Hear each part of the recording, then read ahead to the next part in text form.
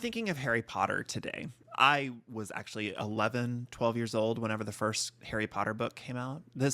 I've had this book since I was like 11 or 12. Harry was 11 years old. They were formative for me. But several years ago, something happened when J.K. Rowling became radicalized against trans people. A lot of fans of her books started saying stuff like, well, I just like to pretend like she didn't write those books. I like to tell myself that Daniel Radcliffe wrote those books. Or we would make up like fictional characters or other authors, mentally attribute the writing of this book to those authors, some of which didn't even exist. We did that because we really like the stories. We really like this world, and we really like going back to that world whenever we can. You know, we want to go to the theme parks. We want to watch the movies. And if, every now and then there's like maybe a new pajamas set that just so happens to come in like the colors with the crest of our chosen house. I mean, like, what's the harm? They're just pajamas. I just want some pajamas. It's a horrible world out there. And if I want to spend my adult money on some Ravenclaw pajamas, then what's the harm?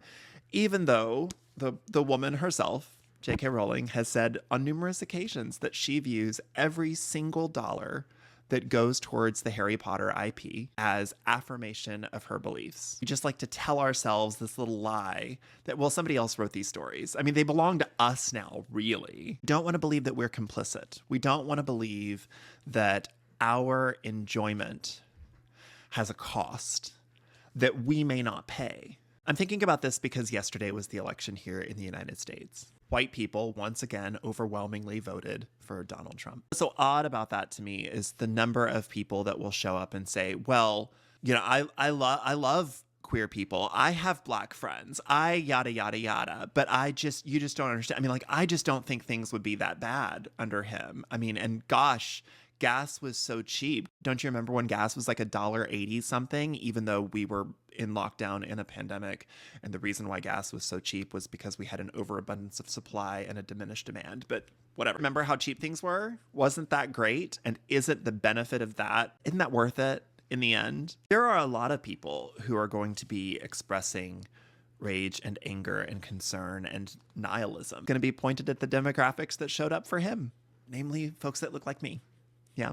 And there's going to be a really strong urge in some folks to say, well, not all white men, not all white women. I understood the assignment. I showed up for Kamala Harris. I voted for her.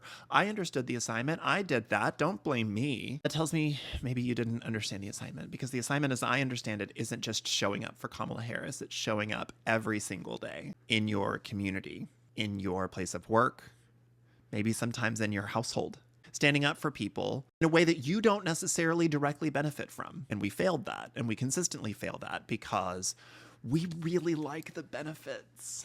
We really like the benefits. So early in the day, but there were some tough conversations this morning in my household. It's a scary thing. My husband doesn't get on social media, but he's a gay Mexican immigrant in Trump's America. He's terrified.